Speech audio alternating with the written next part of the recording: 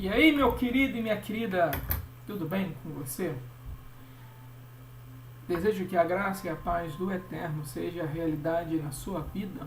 E como você já sabe, só depende de você. Voltamos com o nosso segundo vídeo do nosso seminário, do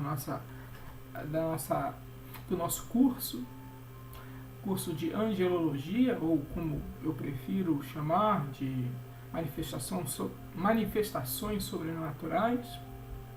Eu sou o professor Fábio Valim, que está aqui embaixo no meu telefone, como você está vendo. E eu quero dizer para você que será um prazer estar contigo. Depois do nosso primeiro vídeo, que nós demos alguns textos, alguns versículos, mostramos para vocês algumas referências de personalidades, de autoridades judaicas, autoridades dos textos bíblicos, para falar sobre a questão. Eu decidi, a partir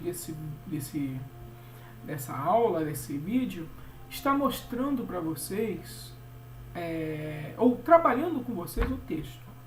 Mas eu vou trazer alguns textos aqui onde teria ou tem manifestações sobrenaturais, isto é, de anjos e de demônios, como conhecemos de uma forma tradicional, e nós vamos analisar o texto e vermos o que é que realmente nós temos ali.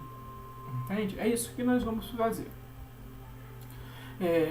Haverá textos que teremos, haverá outros textos que não teremos, e o grande problema é que nós simplesmente colocamos tudo no balaio, colocamos tudo no bolo, e aí fica complicado para conversar, fica complicadíssimo.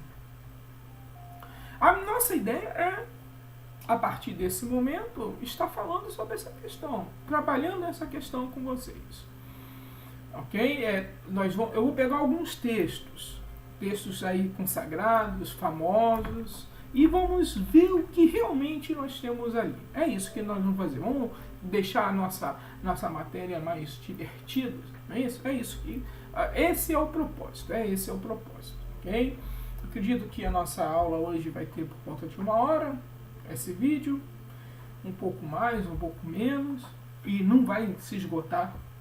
Não sei nem se eu conseguirei terminar de falar nessa hora e pouco sobre a primeira manifestação que eu gostaria de trabalhar com vocês, que é acerca de Abraão e os 3 homens. Abraão e os 3 anjos, que aparece no capítulo 18 de Gênesis, de Bereshit. É sobre isso que nós vamos falar. Não sei se eu vou conseguir terminar, porque o texto é extenso, começa numa parte, termina lá na frente. Então, nós vamos tentar analisar o texto, ver o que nós temos ali, e é isso aí. Vamos começar por esse que é polêmico. Tem outros textos, você tem o texto do Éden, você tem o texto de Gênesis 6, a ideia dos filhos de Deus, você tem o texto de Isaac, tem diversos textos. Nós vamos estar analisando esses textos, pelo menos os mais famosos, não dá para analisar todos, mas pelo menos os mais famosos, os mais conhecidos, nós vamos estar analisando para saber o que realmente nós temos ali, tá? Fazendo a etimologia da palavra, buscando o princípio do que está ali descrito, e por aí vai, ok? Então, como o pentecostal gosta de dizer, vem comigo dando glória. Vamos lá. Eu coloquei aqui no texto, e você olha aqui do lado, acompanha, vou estar lendo e fazendo comentários de tempos em tempos. Eu coloquei aqui para você uma referência de Isaac Newton, e essa frase é de Isaac Newton. Olha como que ele coloca. Nós não devemos admitir mais causas de coisas naturais do que aquelas que são tanto verdadeiras quanto suficientes para explicar suas aparências. E aqui é interessante essa frase para mim, e é importante eu colocar aqui, porque aqui ela vai nos dar um norte de como nós vamos trabalhar. O que é, o que não é, não é. É isso. O que não é, não será. O que é, nunca deixará de ser. E aí é que está. E eu posso estar falando algo que para você seja esquisito, mas é muito importante. Porque se nós temos uma manifestação, nós vamos ver essa manifestação. Se essa manifestação for a dita espiritual ou transcendental, nós vamos tentar enxergar isso ali. Se não for, nós vamos demonstrar que não é. É isso que nós vamos ver. E longe de mim querer esgotar esse assunto, eu vou propor para vocês uma visão desses textos. Textos esses, mais uma vez, que tradicionalmente eles são atribuídos como sendo todos eles manifestações angelicais ou demoníacas, de uma forma literal. Entende? É isso que nós vamos ver. Então temos diversas coisas para ver, temos diversas coisas. Vamos começar, como eu falei para você, com Abraão, mas tem muita coisa. A matéria angelologia, como eu falei no último vídeo, ela não abrange somente a ideia de falar sobre anjos, mas fala sobre o mundo espiritual, a manifestação espiritual. É isso. Tanto de um lado positivo, na visão cristã, que são angelicais, quanto do lado negativo, que na mesma visão ortodoxa, que seriam os diabos, os seus anjos. E nós vamos ver se isso também existe. O que seria isso? Diabo tem anjo? Que história é essa? Então, é muita coisa para ver. Então, nós vamos devagar, um passo de cada vez, e vamos chegar em algum lugar. Beleza? Vem comigo, vamos lá. Vamos tentar destrinchar essa questão. Introdução. O capítulo 18 do livro de Bereshit, para quem não sabe, é Gênesis, a expressão transliterada do hebraico para Gênesis, quer dizer, no princípio, Bereshit quer dizer no início, Bereshit bara Elohim, é o que você tem ali, no primeiro versículo do primeiro capítulo de Gênesis, Bereshit. Os 5 primeiros livros da Bíblia, o nome em hebraico, estão nas primeiras palavras desses livros. Gênesis, Êxodo, Levítico, Número e Deuteronômio são nomes gregos para esses livros hebraicos. Tá? A referência não é esta. Não é essa. Gênesis, por exemplo, que é um nome grego para começo, a palavra, o nome do livro, na verdade, seria Bereshit. É isso. Êxodo é Shemot. Esses são os nomes. Aqui estão ali. Mas por aí vai. Outra hora a gente vai mostrar melhor sobre essa questão. Okay? Mas só para você ter uma noção, nós temos nomes gregos para livros hebraicos. Isso é um problema também. Nós temos também a nossa Bíblia na língua portuguesa, traduzido do grego. E aí tem uma perspectiva toda grega do texto, mas quem escreve são hebreus, que vão escrever em hebraico, aramaico. Isso tudo ele vai interferir na interpretação. Tudo isso interfere na interpretação. Não tem como. Vai interferir. E aí você precisa entender. E a nossa luta é justamente essa. Tentar chegar o mais próximo possível. É impossível chegar próximo ao lado ou colado com a ideia do texto, mas é necessário nós chegarmos o mais próximo possível, uma vez que nós estamos muito longe da ideia original dos textos, de quando ele teria sido escrito ou descrito por quem quer que seja. Mas continuando aqui, vai lá, voltando aqui ao raciocínio. O capítulo 18 de Bereshit, Gênesis, trecho que fala sobre Abraham, que é Abraão, e os supostos 3 anjos. É mais um dos textos mal compreendidos das Escrituras. Só uma coisa antes de terminar. Tem aqui, esse texto aqui que eu estou trabalhando com você, é desse rapaz aqui, Shaul Ben Sion. Ele é um judeu. Tá?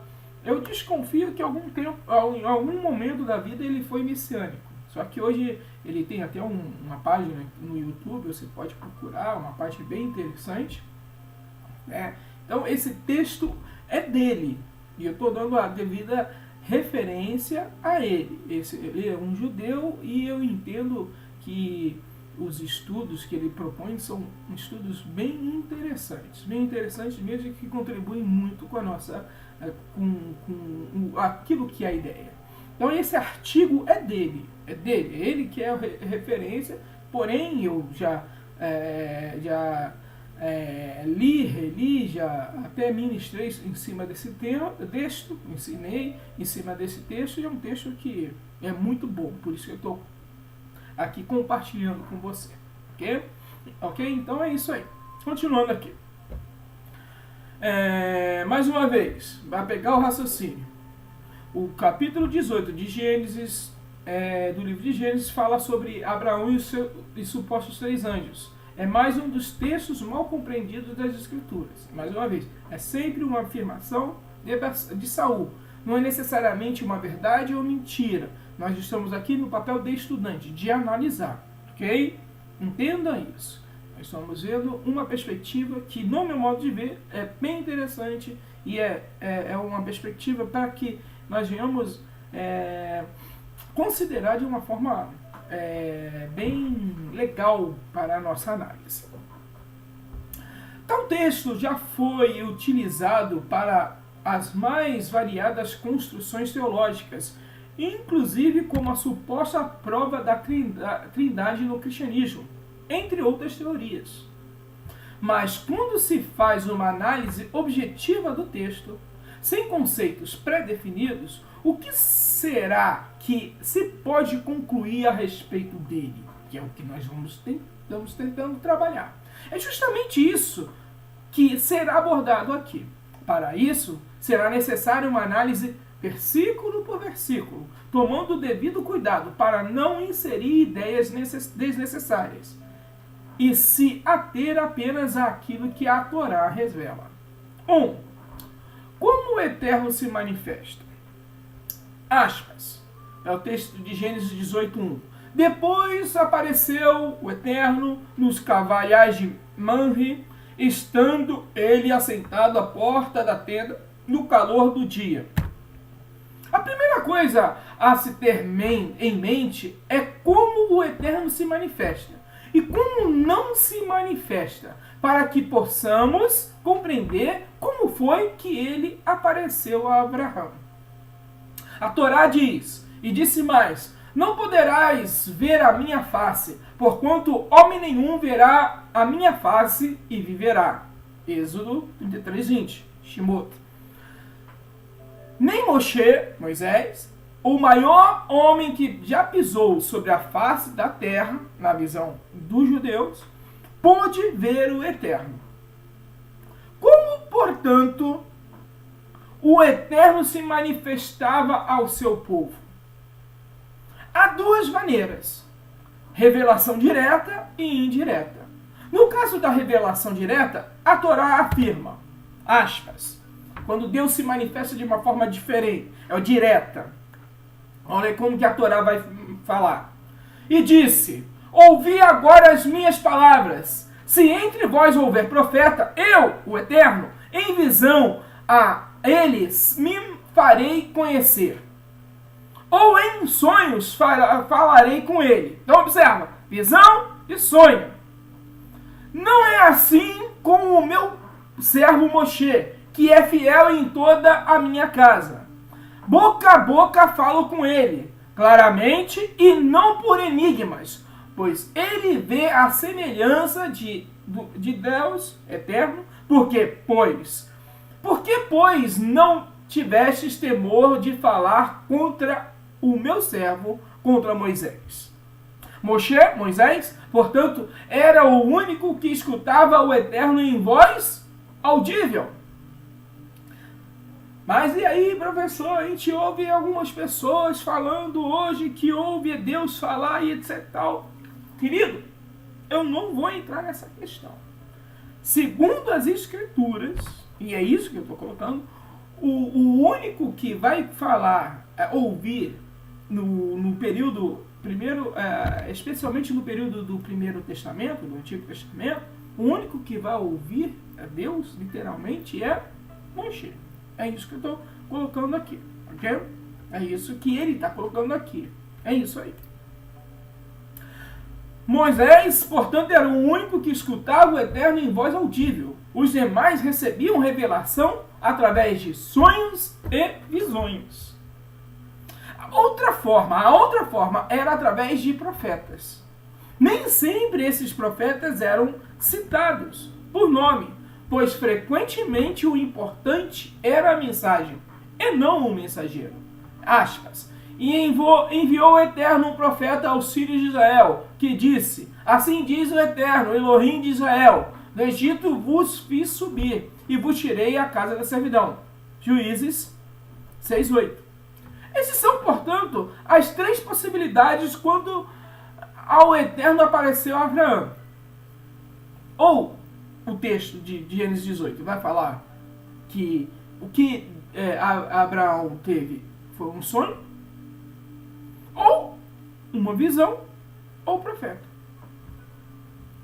O restante do texto irá esclarecer qual delas. É isso aí.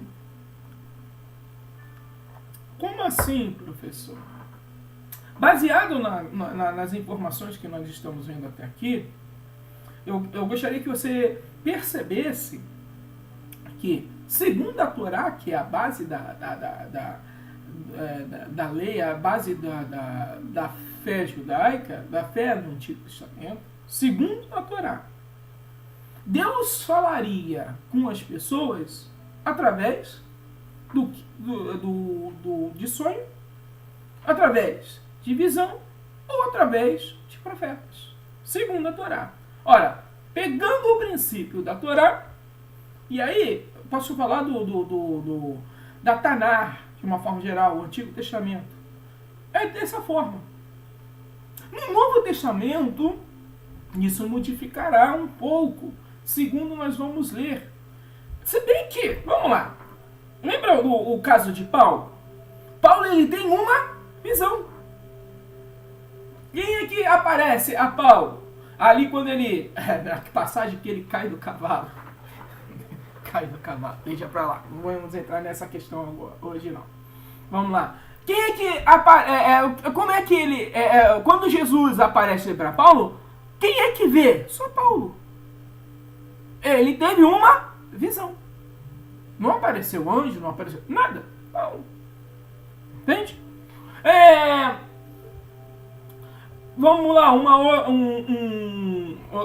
um outro caso. José. Quando ele recebe um anjo, ele na verdade não está recebendo. O texto vai dizer que ele teve um sonho.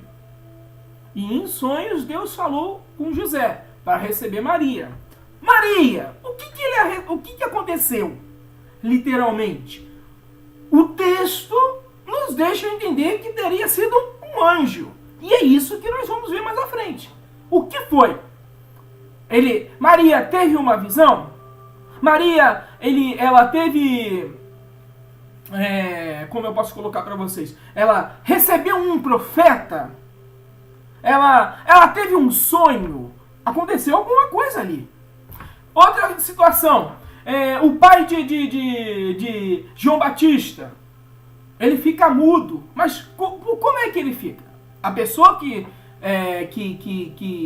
o ser que se manifesta para o pai de João Batista, ele se coloca: eu sou Gabriel, aquilo que eu atendo a Gabriel, se ele fala, e assisto diante do trono. Agora, o que é literalmente isso que o texto de Lucas traz? Vamos tentar entender essa questão. A grande questão aqui é que, segundo a Torá, a lei dos judeus, entende? Segundo a Torá, Deus, ele fala com as pessoas através de três formas. Quantas formas? Três: sonho, visão, profeta. Pronto. É isso aí. Você se debata aí. Tá? Eu estou partindo, nós estamos aqui partindo de um princípio. Ora, se isso é uma verdade, como vocês acabaram de ler, nós temos que entender o que são essas manifestações que temos ali. Entendeu?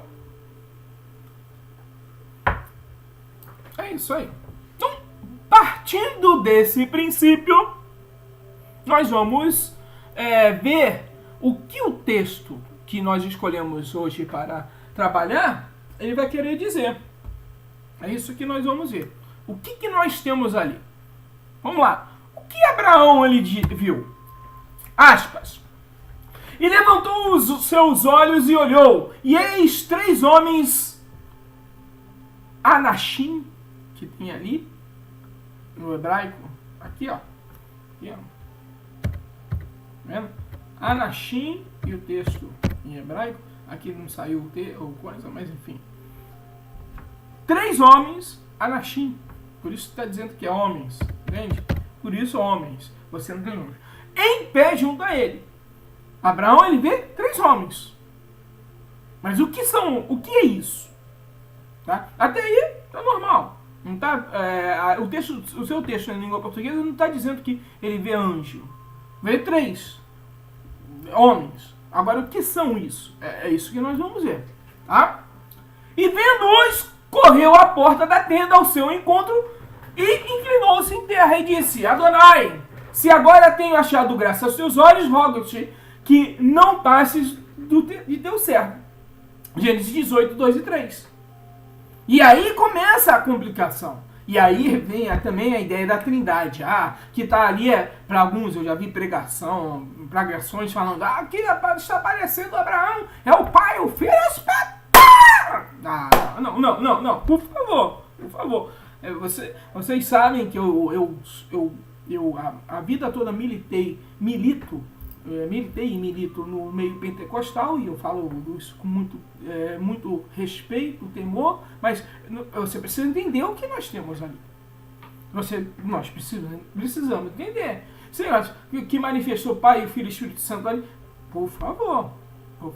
Mas usam isso para falar. Por quê? Porque Abraão ele vai e se prostra. E como Abraão vai e se prostra, o pessoal fala, anjo não aceita adoração. Então, o que está acontecendo?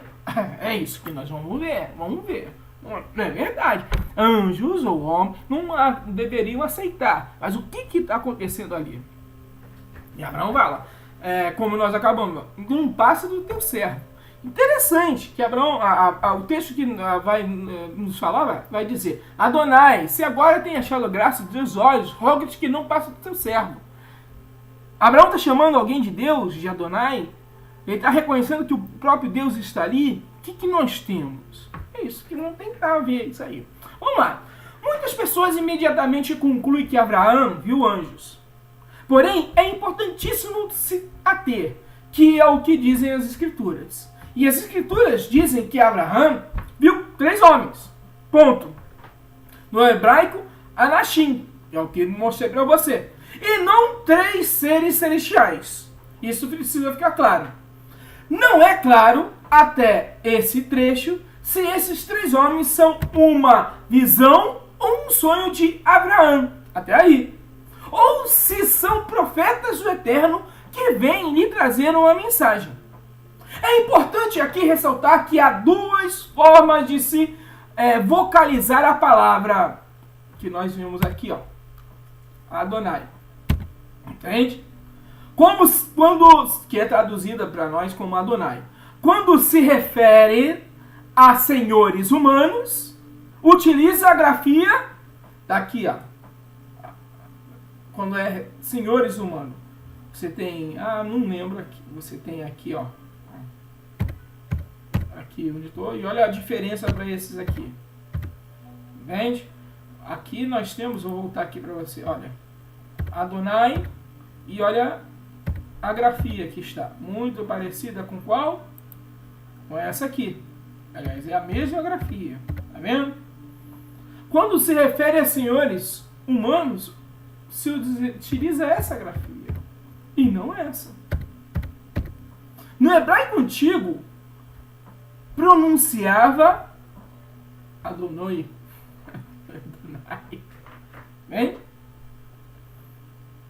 Quando, no entanto, o termo se refere ao eterno, no entanto, o termo se refere ao eterno, enquanto o Senhor Supremo, a palavra receber uma vocalização diferenciada, que é o que que nós temos aqui. Mais uma vez, igual a essa. No hebraico antigo pronuncia-se Adonse. Adonse.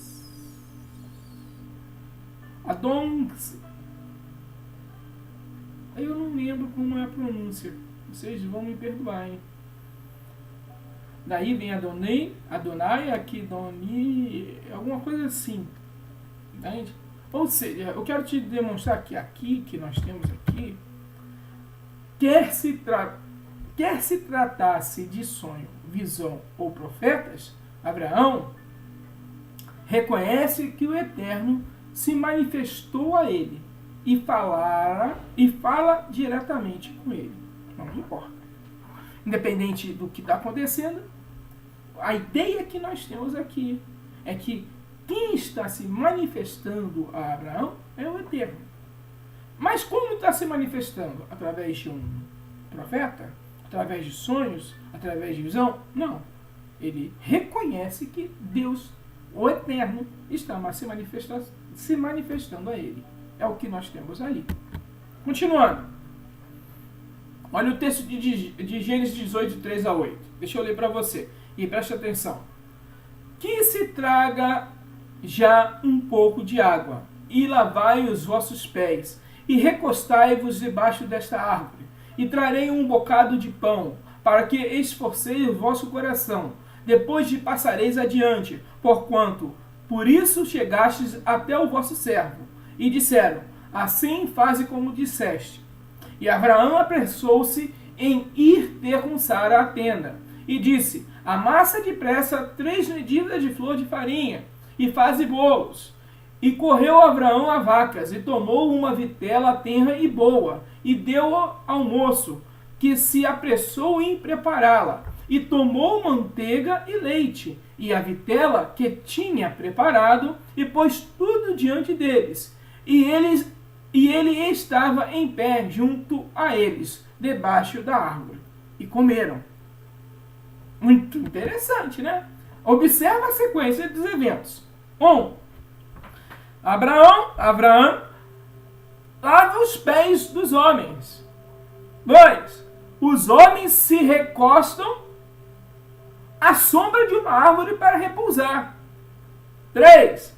Abraão e Sara passam horas preparando uma refeição, desde o abate do animal até o preparo. E ainda vai fazer bolo, lembra? Enquanto os homens permaneciam repousando. 4. Abraão serve alimento aos homens. 5. Os homens comem.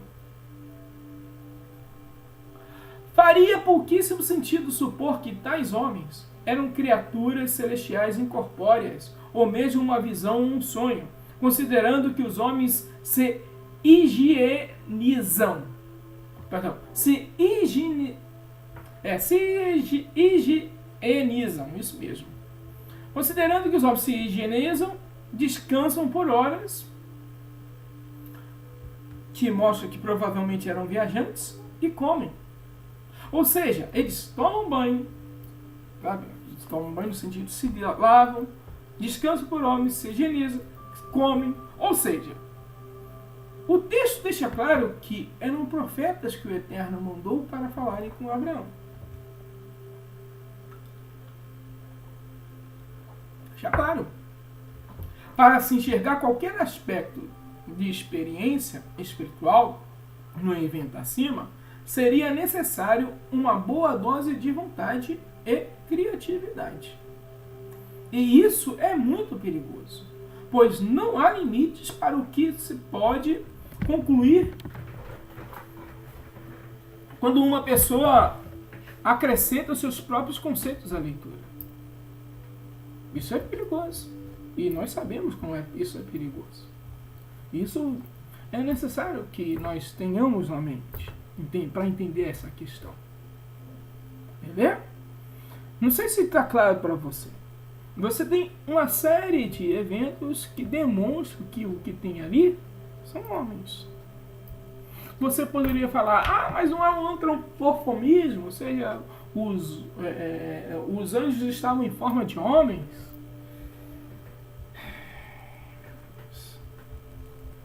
O que eu vou falar para você? O que eu vou falar para você?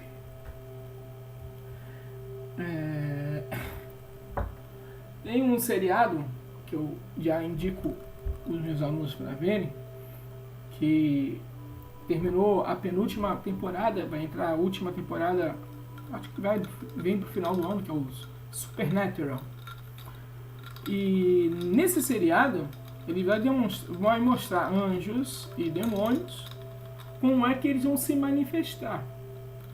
Segundo o seriado, eu não estou colocando como verdade. Eles pegam pessoas, ou casca de pessoas, e entram e se manifestam. Segundo o seriado, a manifestação demoníaca numa pessoa e como angelical. Um dos principais personagens do seriado é o tal do Castiel, que ele pegou para si o corpo de uma pessoa. É isso aí. Mas isso segundo o seriado. A Bíblia não mostra nenhum momento isso acontecendo. Em momento nenhum. As Escrituras não demonstram isso. Aliás, para as Escrituras isso é uma falácia. Não existe essa possibilidade. Isso é uma perspectiva cristã e não judaica do texto. Entende? É isso. Não é isso. Então, anjos, eles vão... pode tomar a forma de homem? Acredito que eu já respondi para você. É o que tem por aí. É o que temos até então. E mais uma vez, lembrando que nós estamos acompanhando o artigo do Ben Sion. É isso aí. Isso é artigo dele que eu estou apresentando para vocês. É isso que está acontecendo. 4. Falando em nome do Eterno. E disseram, continuando o texto: onde está Sara, tua mulher? E ele disse: ei-la ali na tenda.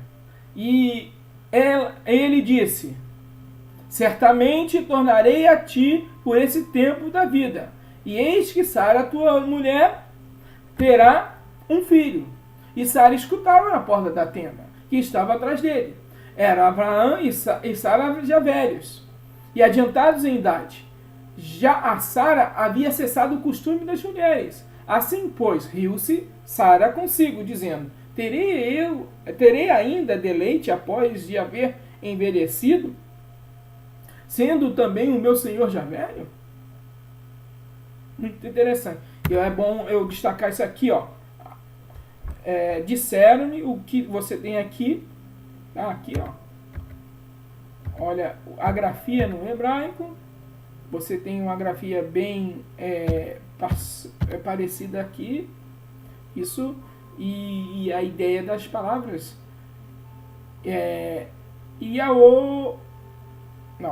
O Aomeru. Elau. O Aomer. Disseram. Disse. Entende? O radical é o mesmo. Beleza? Eita, fui demais. Observe a interessante mudança gramatical do discurso. Os homens pedem para chamar Sara. O texto aparece no plural. Disseram. Entende? Disseram. O texto aparece no plural. E disseram. Entende isso? Veja essa questão. Beleza? Imediatamente depois o texto aparece no singular. E ele disse. Isso significa que, naquele momento, os profetas falavam em nome do próprio Eterno. Outro elemento que demonstra como aquela situação era cotidiana é o fato de que Sara também viu os homens e ainda riu quando eles disseram que ela teria um filho, o que demonstraria nessa construção que não seria uma visão de Abraão e nenhum sonho, porque a Sara, ela vê. Entende? Sara, ela prepara. Então você descarta aí visão, você descarta aí sonho. Se fossem seres celestiais ou algum tipo de visão, ela certamente não teria feito isso. O fato no caso dela ria, eu pulei aqui. Vamos lá. E ainda riu quando eles disseram, que ela teria um filho. Se fossem seres celestiais ou algum tipo de visão, ela certamente não teria feito isso. Beleza? O fato de Sara ter rido significa que ela não acreditou, num primeiro momento, que aqueles homens realmente falavam em nome do Eterno. Bem, ela não acredita. Agora, e se é anjo? Se é anjo, ela vai duvidar? Diz aí. Ela duvida? É uma coisa para você pensar. Ela duvida. E que aquelas pessoas estariam falando em nome de Eterno. Continuando aqui. E disse Yahvé a Abraão: por que se riu Sara, dizendo, na verdade darei a luz ainda, havendo já envelhecido? Haveria alguma coisa difícil a Yahvé? Ao tempo determinado, tornarei a ti por esse tempo da vida, e Sara terá um filho. E Sara negou, dizendo, não me ri, porquanto temeu. E disse, não digas isso, porque riste. Muito legal. Olha só, o fato de o texto dizer que o Eterno disse algo a Abraão, faz muita gente supor que o diálogo foi direto. Contudo, o texto não implica tal coisa. Há abundante informação nas Escrituras sobre como o Eterno se comunica com o seu povo através dos profetas. Observe o exemplo abaixo, onde Salomão diz, aspas, vamos lá, veja aqui, ele disse, bendito seja o Eterno Elohim de Israel, que falou por sua boca através de Davi, meu pai, e pelas suas mãos o cumpriu, dizendo, desde o dia em que tirei o meu povo da terra do Egito, não escolhi cidade alguma de todas as filhas de Israel, para edificar nela a casa em que tivesse o meu nome, nem escolhi homem algum para ser líder do meu povo Israel. Porém, escolhi a Jerusalém e Orhalim para que ali tivesse o meu nome, e escolhi a Davi para que estivesse sobre o meu povo Israel. Também Davi, meu pai, teve no seu coração o edificar uma casa no nome do Senhor Deus de Israel. Porém, Yahvé disse a Davi, meu pai, porquanto tiveste no teu coração o edificar a uma casa no meu nome, bem fizeste de ter isso no teu coração. Contudo, não edificarás a casa, mas teu filho, que há de proceder de teus lombos, esse edificará a casa no meu nome. Crônicas 6, 6 a 9. Salomão,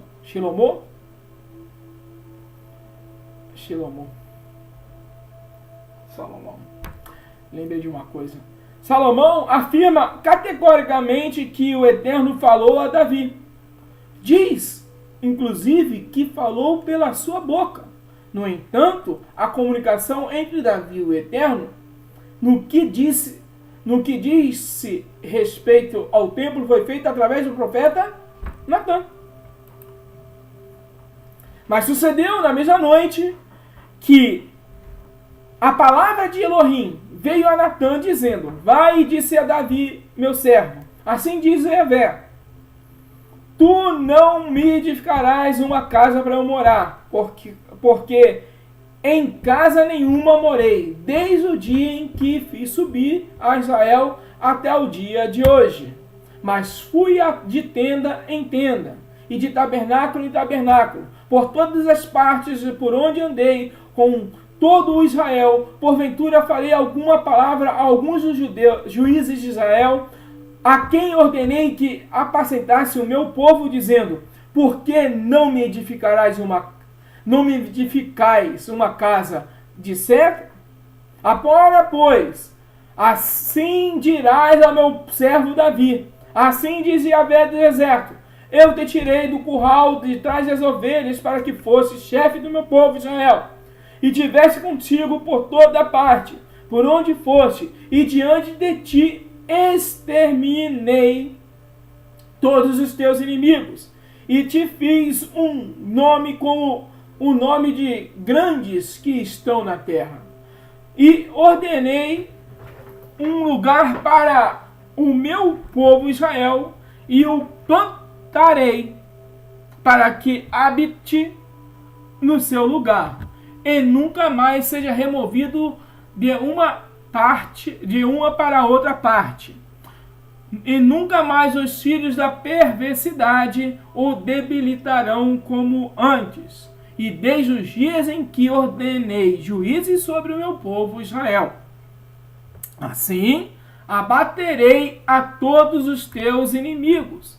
Também te faço saber que Yahvé te edificará uma casa. E há de ser que, quando forem cumpridos os teus dias, para ires a teus pais, suscitarei a tua descendência depois de ti, um dos teus filhos, e estabelecerei o teu reino. Este me edificará casa, e eu confirmarei o teu trono para sempre. Crônicas 1, 17, 3, 12. Percebeu a diferença? Apesar da leitura ruim do professor? Entendeu? Você tem, deixa eu voltar aqui, você tem um texto aqui, que é de 2 Crônicas, e aqui tem um texto de 1 Crônicas, mostrando o que teria acontecido. Ou seja, o fato das escrituras disserem que o Eterno falou a alguém, não implica que ele tenha falado em voz audível. Só se fez a Moisés. Nem que... E aí, deixa eu abrir aspas. Você conhece a passagem do Êxodo e tem tudo o que está escrito lá. Entende? Então, segundo a passagem do Êxodo, Deus está falando com Moisés audivelmente. Mas tem a questão da sarça. Aliás, você tem diversas coisas para ali para descortinar, mas não vamos entrar ali. Que é uma manifestação. Deus está falando através de uma sarça. Mas vamos ver isso aqui mais à frente. Mas de qualquer forma, independente do que está acontecendo, Deus está falando com Moisés, e segundo o texto, é o próprio. Não haveria um mensageiro, algum mensageiro ali, ou coisa parecida. Ok? É o que parece ali. Então, continuando a nossa leitura aqui. Não implica que ele, Deus, tenha falado em voz audível, coisa que fez com Moisés só. Nem que não tenha havido o intermediário de um profeta. Portanto, ao que tudo indica, pelo contexto da história, o Eterno falou a Abraão através dos profetas que vieram à sua casa. Beleza?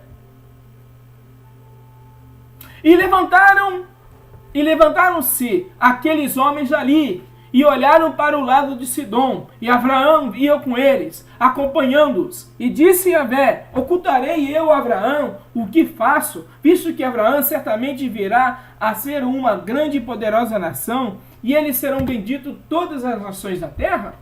Porque eu o tenho conhecido, e sei que ele há de ordenar os teus filhos e a sua casa depois dele, para que guardem o caminho de Yahvé, para agir com justiça e juízo, para que Yahvé faça vir sobre Abraão o que acerca dele tem falado.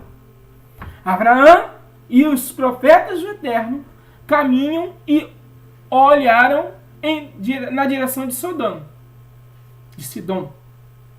O Eterno faz uma afirmação de que não ocultaria a Abraão o que fazia, pois ele o conhecia. A quem ele diz isso? Aos próprios profetas que estavam ali presentes.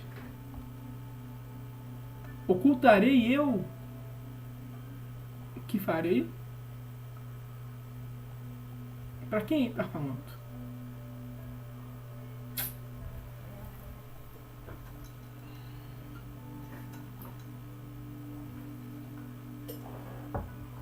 Isso aqui é café.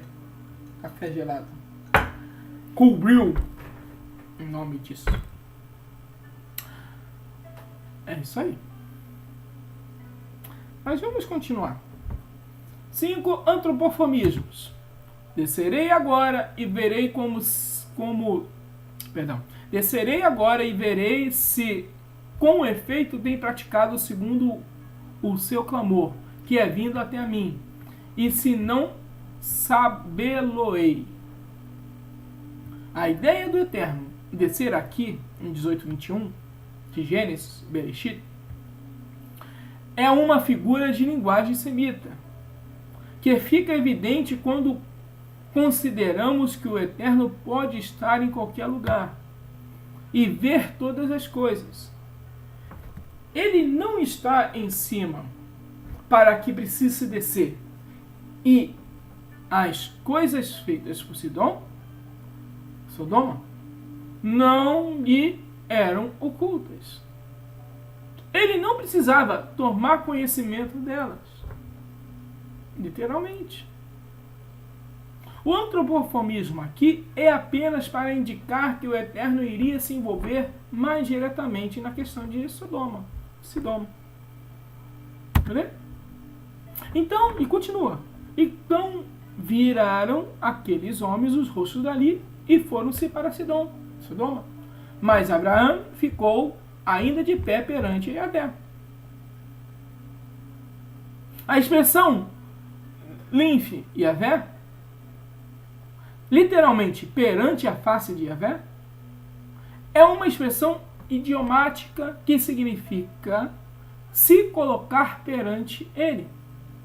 Não implica que ele esteja fisicamente presente. Olha o que vai acontecer parecido em Gênesis 10:9. Olha só. E este foi poderoso caçador perante Yahvé. A expressão é a mesma. Linf e Yahvé. Por isso se diz como Nimrod, poderoso caçador perante Yahvé. Linf e Yahvé. O que você tem ali. Conseguiu compreender o que nós temos com os textos ali? Eis que agora eu trouxe as primícias dos frutos da terra que tu, ó Yahvé, me deste. Então as porás perante Yahvé, teu Elohim, e te inclinarás perante Yahvé, teu Elohim. Deuteronômio, Devarim, 16:10. Beleza? Eu preciso que você perceba o que nós temos. Então, necessariamente, Abraão está perante Yahvé, não quer dizer que está literalmente. É isso. Senão Nimrod, não tem sentido, não. Não tem sentido, não é isso. Nimrod foi o grande caçador perante Israel e Yahvé. Não entende? É isso. Lifni e Yahvé. Como se pode perceber, a ideia de estar perante o Eterno significa estar em conexão com Ele, e não fisicamente presente. Até porque o Eterno não é uma criatura de carne e osso, para que possamos estar fisicamente perante Ele. Tranquilo? Deus é Espírito, Ruach, segundo o texto. Até do Novo Testamento. Lembra? Que Jesus fala, quando está falando com a mulher samaritana, Ele fala, ela pergunta, vocês dizem que tem que buscar Deus em Jerusalém, nós aqui no monte. E aí, tem que buscar onde? A samaritana pergunta a Jesus. Mulher, agora vem, e a hora vem, e já é, que os verdadeiros adoradores adorarão o Pai em espírito e em verdade. E ele continua, Deus é Ruach, espírito. E importa que o adorem em Ruach, espírito. Entende? Isso aí. Mais uma vez, como você pode perceber, a ideia de separante eterno significa estar em conexão com Ele, não fisicamente perante Ele. Até porque o eterno não é uma criatura de carne e osso, para que possamos estar fisicamente perante Ele. Beleza? Mensageiro, perdão, versus anjo. Deixa eu colocar mais um olho aqui que tá complicando aqui. Mensageiro versus anjo. Se os profetas foram embora, perante quem ficou Abraão? A resposta é simples de entender quando se lê o capítulo seguinte. E vieram os dois mensageiros, os Ramalaquim, a Sedoma à tarde. E estava Ló assentado. Sodoma. Está errado ali, tá? E estava Ló assentado à porta de Sodoma. E, vendo-os, Ló levantou-se ao seu encontro e inclinou-se com o rosto em terra. Muitas pessoas imediatamente deduzem que os homens eram seres celestiais, pelo fato da maioria das traduções trazer o termo anjo. Algumas poucas versões mais literais traz o termo mensageiro, como é o caso da Young Literal, que é uma versão em inglês. E aí eu vou gastar o inglês que eu não tenho com você agora. And two of the messengers come towards Sodom at even. O texto vai falar de mensageiros. Essa é a versão jovem literal. Inglesa. Young Literal Version. Porém, é importante o leitor ter ciência de que a palavra hebraica malar significa simplesmente mensageiro. A palavra para anjo, como nós vimos no último vídeo, malar significa mensageiro. A palavra anjo é uma palavra grega. Angelos, anjo, é uma palavra grega, que quando é traduzido para a língua portuguesa, não foi colocada, não foi mudada. Mas a palavra que você tem ali é mensageiro. Malar, mensageiro. Se fôssemos traduzir diretamente do texto em hebraico para o português, teríamos que traduzir mensageiro e não anjo. E anjo, o que você pensa? Algo espiritual. Mas o que tem ali é um mensageiro. Não necessariamente. Beleza? Isso aí. Mais uma vez, é importante que o leitor tenha ciência de que a palavra hebraica malar significa simplesmente mensageiro e frequentemente é atribuída a mensageiros humanos. Observe, palavras malar.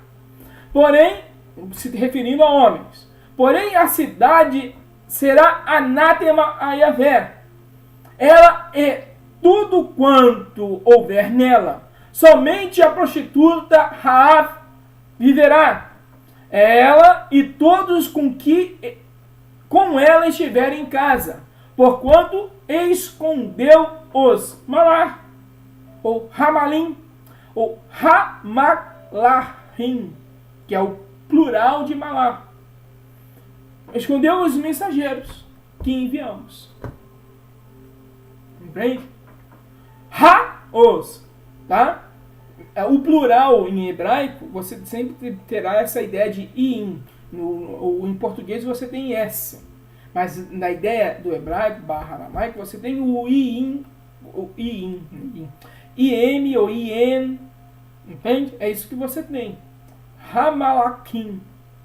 Não, Neviim, lembra que eu expliquei para vocês? Torá, Ketubim, Neviim.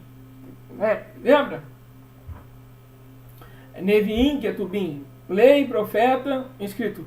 Neviim, profetas. Ketubim, escritos. IM, é plural. Se profeta é lei. Profeta é lei.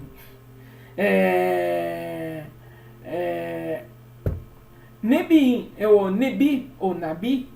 Nebi, Nabi, profeta.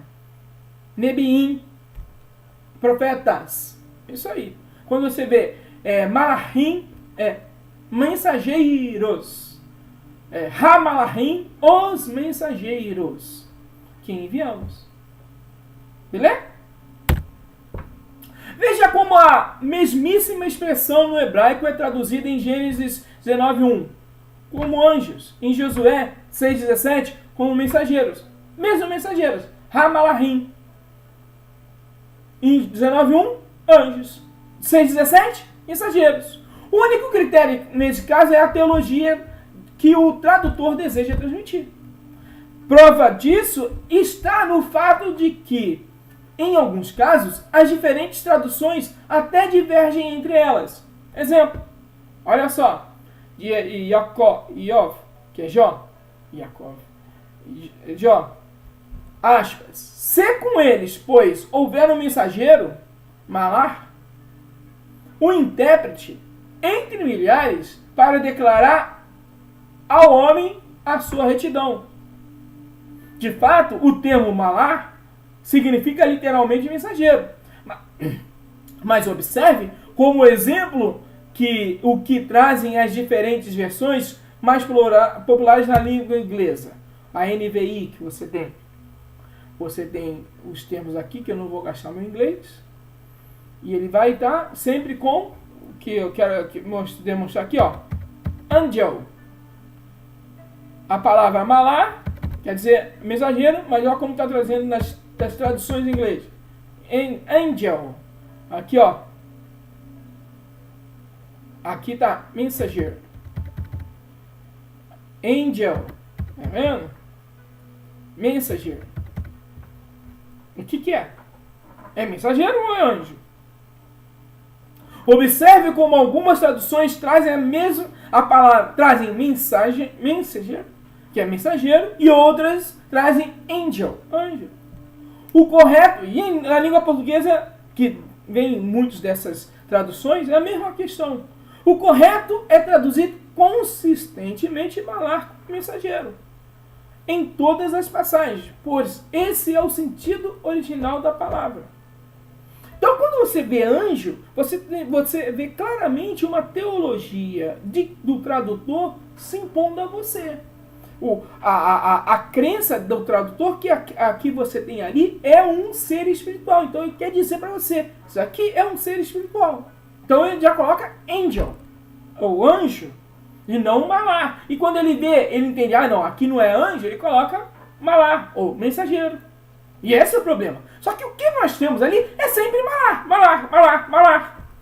E aí? O que a gente faz? Essa é a questão, cabra. Essa é a questão. O correto é traduzir consistentemente malar como mensageiro. Em todas as passagens. Pois esse é o sentido original da palavra. Evidentemente, o profeta é o mensageiro do Eterno. Profeta? Não é? Nebiim é um mensageiro, é um malar. Observe agora como, dos 3 homens que visitam Abraão, apenas dois foram até Ló. Isso responde como Abraão permaneceu na presença do Eterno. Isto é, um dos profetas ali permaneceu e intermediou o diálogo com Abraão. Capite?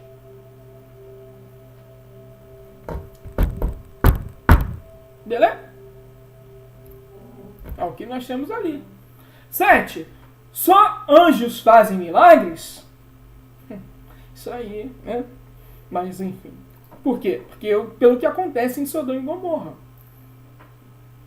Como pode ser profeta? Vamos lá ver. Como pode ser homem? Essa é a questão. Mas vamos lá. E disse: Eis agora, meus senhores, entrai, peço-vos, em casa do vosso servo. Passai nela a noite, e lavai-vos os vossos pés, e de madrugada levantareis e ireis ao vosso caminho. Eles disseram: Não, antes na rua passaremos a noite. E porfiou com eles muito.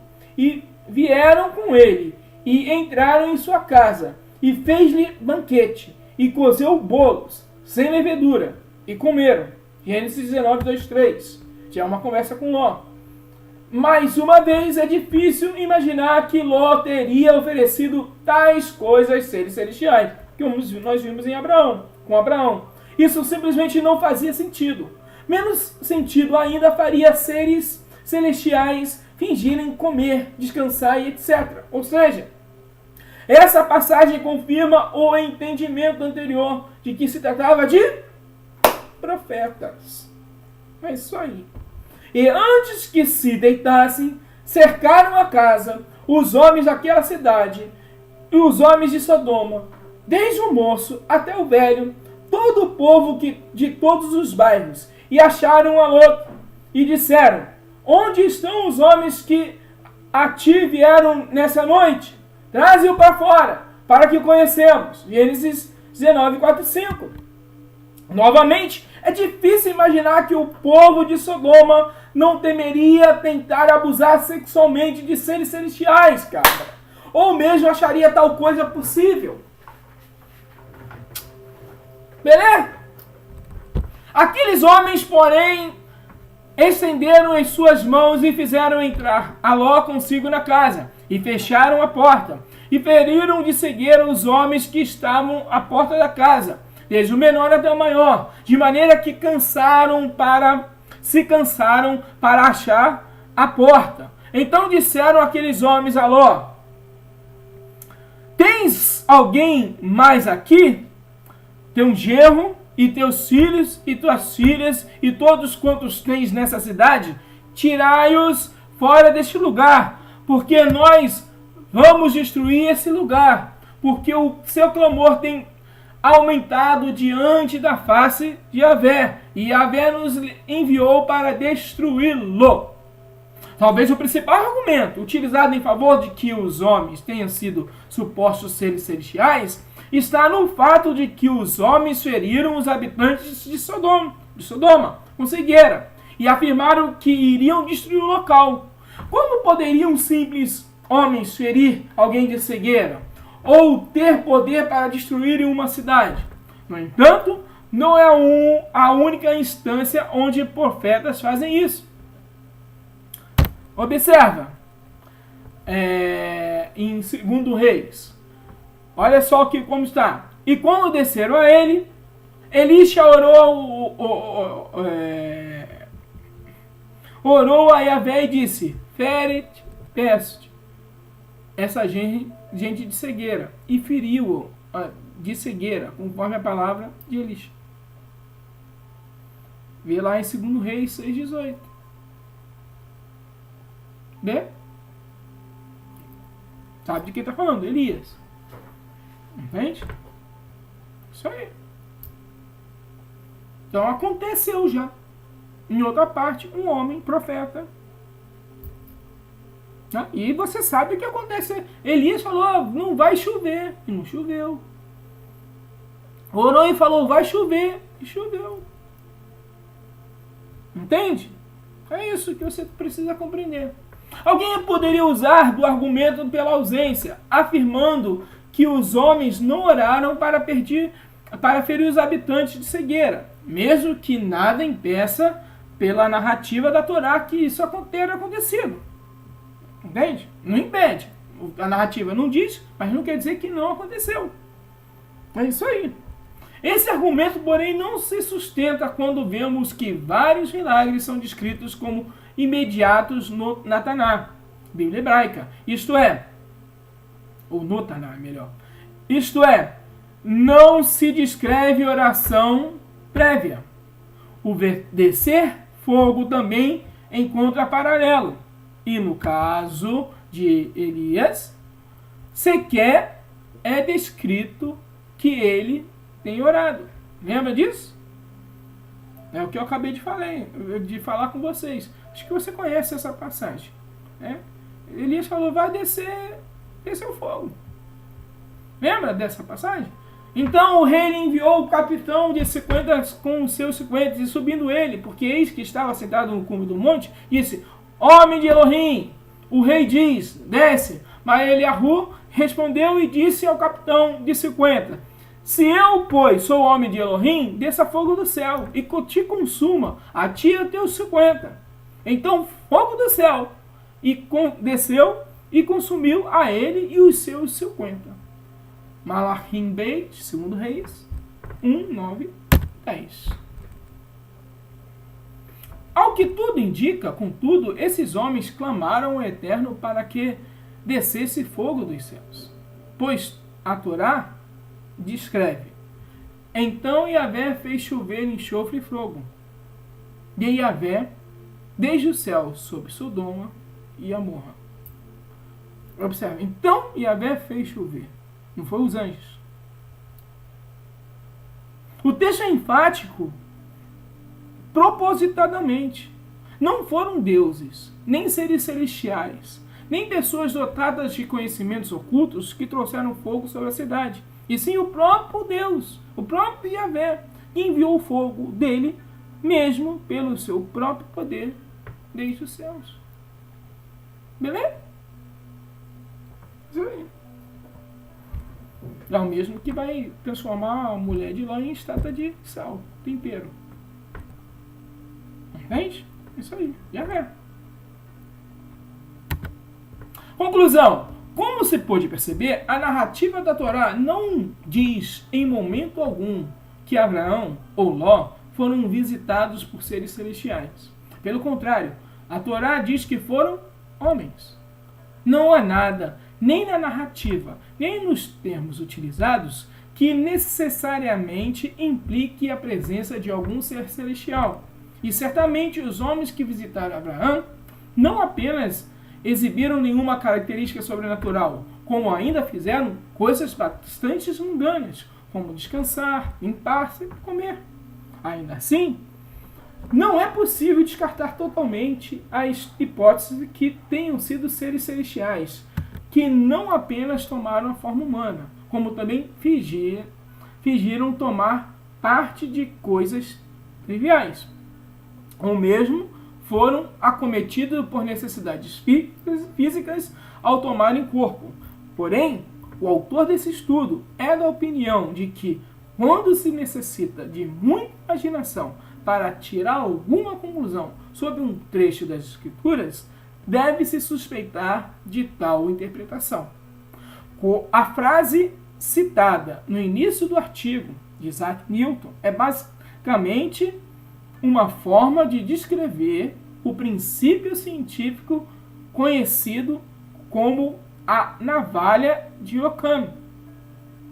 Basicamente, esse princípio estabelece que a explicação mais simples geralmente é a mais acertada e que não devemos inventar variáveis muito complexas quando elas não são necessárias. Basicamente, é como o exemplo a seguir. 2 pontos. Se acabo de me mudar e encontrou uma cesta de bolo, com um bolo na frente da minha casa, até é estatisticamente possível que minha mãe tenha viajado 500 quilômetros para deixá-la. Porém, faz muito mais sentido supor que foi simplesmente o vizinho. Se a Torá simplesmente diz que foram homens e os traz fazendo atividades bastante simples e mundanas, não há razões para supor que não tenha sido simplesmente profetas do Eterno. Até porque o restante das ações dos homens na Torá, inclusive seu próprio anonimato, visto que não são personagens principais da narrativa, e seus milagres são bem condizentes com outros relatos bíblicos das ações de profetas. Quanto ao uso por parte de cristãos deste texto para defender uma pluralidade do eterno, é bastante evidente que tal uso seria um grande e forçoso exagero, para dizer o mínimo. Maior ainda do que já improvável suposição que Abraão tenha sido visitado por seres celestiais. Beleza? Nosso próximo vídeo nós vamos estar falando o que está aqui, ó. Os filhos de Deus que está aqui. Os filhos de Deus que está aqui do lado. Os filhos de Deus em Gênesis 2 eram anjos. É um texto da professora Glaucia Vilela e um artigo dela. E nós vamos estar falando sobre essa questão aí. Os filhos de Deus em Gênesis 6:2, sabe? Que é visto como Néfilim, aquele negócio. Então, o que eram aquilo? Da onde nasceu Néfilim, né? O que tem ali? É o que nós vamos ver no próximo vídeo. Mas deixa estar que eu espero que você tenha compreendido. Isso aqui é uma contribuição para a percepção do que ali. É isso que eu estou fazendo. Eu, como coloquei aqui no final, não estou com interesse de impor para você uma visão, mas sim colocar para você luz sobre aquilo que está ali. Nós, quando lemos esse texto de Abraão, nós automaticamente identificamos com os anjos, como seres espirituais ou celestiais. Por quê? Porque assim fomos ensinados. Entende? Nós somos ensinados aqui assim. Mas quando nós partimos para fazer uma análise gramatical, uma etimologia do texto, como fazer uma hermenêutica do que ali está, fica difícil não considerar essas coisas. Se você prefere entender que é anjo, você fica à vontade, não tem problema nenhum. Mas entenda, a palavra que tem ali é malar, mensageiro, atribuído frequentemente a profeta, que traz a mensagem do eterno. Entende? Mas por que na minha Bíblia tem anjo? Eu já expliquei, mas para não perder, para nós matarmos essa questão de uma vez por todas, ela está porque está em língua portuguesa. É traduzido de uma língua que foi traduzido por alguém que entendia que era anjo. Apesar da palavra ser mensageiro, eles entendem, ou seja, estão colocando uma teologia, um entendimento de que, não, essa manifestação de Malá é anjo, então eu coloco anjo, é espiritual. Não, aqui é mensageiro, então eu coloco mensageiro. Mas perceba, os textos das diversas Bíblias, que foi colocado aqui em inglês, que temos ela em língua portuguesa, elas não concordam. Uns dizem que são anjos, outros dizem que são mensageiros. O que é? Deixa claro para você. O que nós temos ali é malar. Em todos os casos. Não existe a palavra angelos no Antigo Testamento.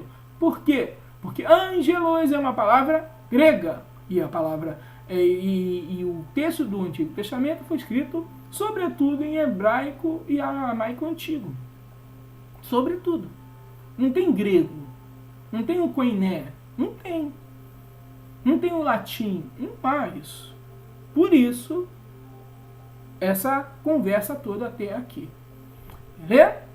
Isso não quer dizer, mais uma vez, como eu já coloquei, que não há seres espirituais ou celestiais. Nós vamos continuar com o nosso estudo nos próximos vídeos. Nós vamos ver quando é possível que haja, melhor colocando, e quando não é possível. Esse texto aqui, como eu coloquei para vocês, é difícil nós vermos literalmente anjos ali.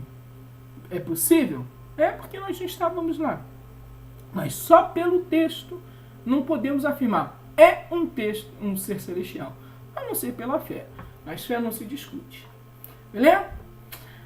Vou ficando por aqui, como já falei, próximo texto, próximo vídeo. Os filhos de Deus em Gênesis 6.2 eram anjos. Nós vamos ver esse negócio de Néfilim, gigante, esse negócio todo, fazendo a etimologia da palavra, trazendo uma hermenêutica saudável e vamos ver o que nós temos. Beleza? Fiquem com Deus, um forte abraço, um beijo, estamos juntos e até o próximo vídeo.